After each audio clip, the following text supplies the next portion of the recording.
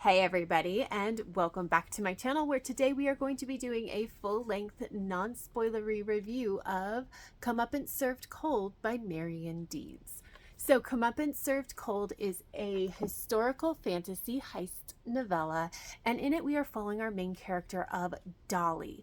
Dolly has just been hired to be a lady's companion. The person doing the hiring is a city leader of Seattle in 1929, and he's also a well-respected magus. And he hired Dolly in the hopes that she could help keep his daughter's outrageous behavior in check. But there is so much more to Dolly than meets the eye. And the story goes from there.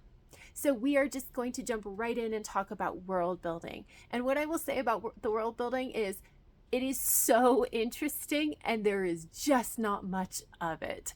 So we're in Seattle. It's 1929. We do get a little bit of like the feel of Seattle in 1929, although I think there could have been a lot more to kind of help really situate us in that time and place. But it's a novella, so I understand we maybe didn't have enough time.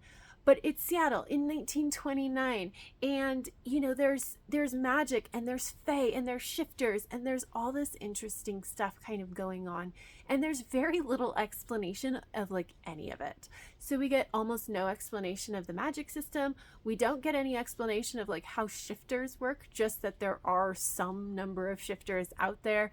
We get almost nothing about the fae. It's just kind of like there's a lot of stuff that's there with very little explanation. However, it all seemed to work okay together. Like there were no major inconsistencies that I noticed, and there was always enough for the story. So like I noticed that we weren't getting a ton of world building because I love world building. And so when I was reading this story and noticing we weren't getting a ton of world building, it was always because I was curious about how it works, not because we needed more to understand the story. So it was done well enough. It's very interesting. I could have used a lot more, but I didn't need a lot more. So I liked it. Moving into the characters, none of the characters really are all that well developed.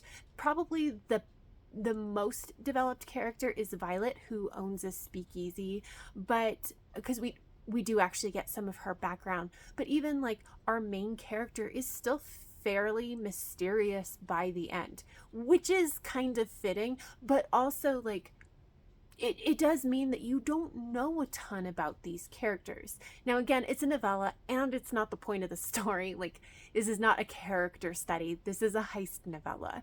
And so like I don't think that we really needed a ton more. I would have liked a lot more. I think it would have been better with a little bit more development, but I don't think it was totally necessary. We did get hints dropped about these characters, that they have a life outside of this story, that I don't think was always effective, because it just was like interesting tidbits without any context for them.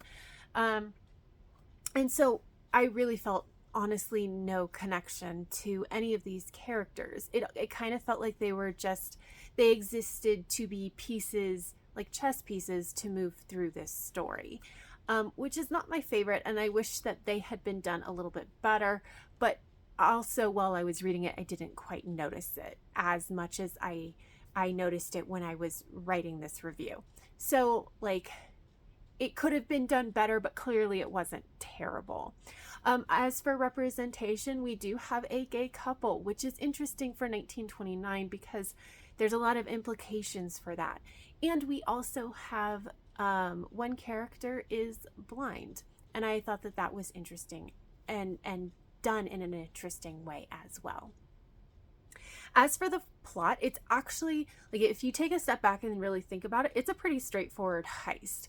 However, we are dropped into the like action pretty close to the end, and so there's a lot of like bouncing around the timeline that we do to kind of see how many of these pieces got put into place.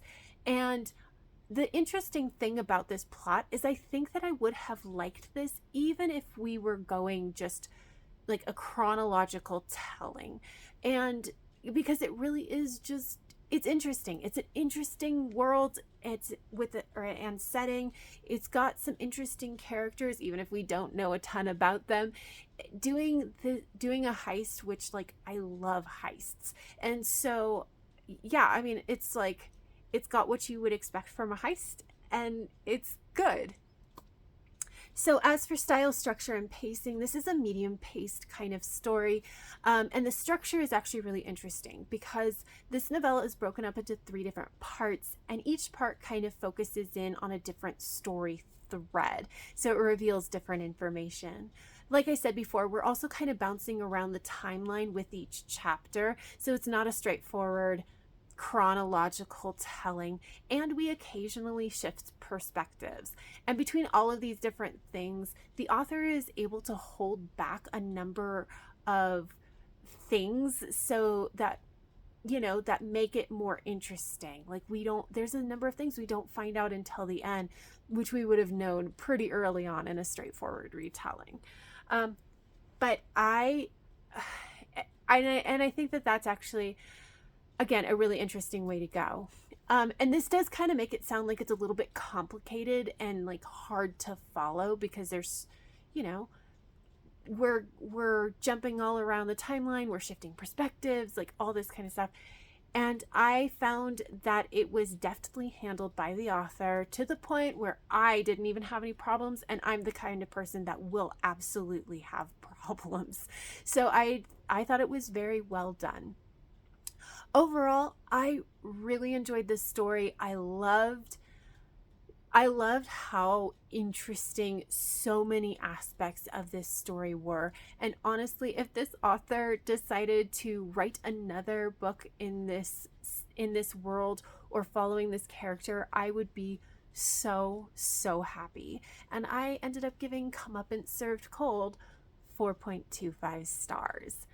So, if you have any thoughts or feelings about this book, please leave me a comment down below. But that is all I have for this video. So if you liked it, please give it a thumbs up, subscribe if you want to, and until next time, have happy reading, and I will see you in my next video. Bye!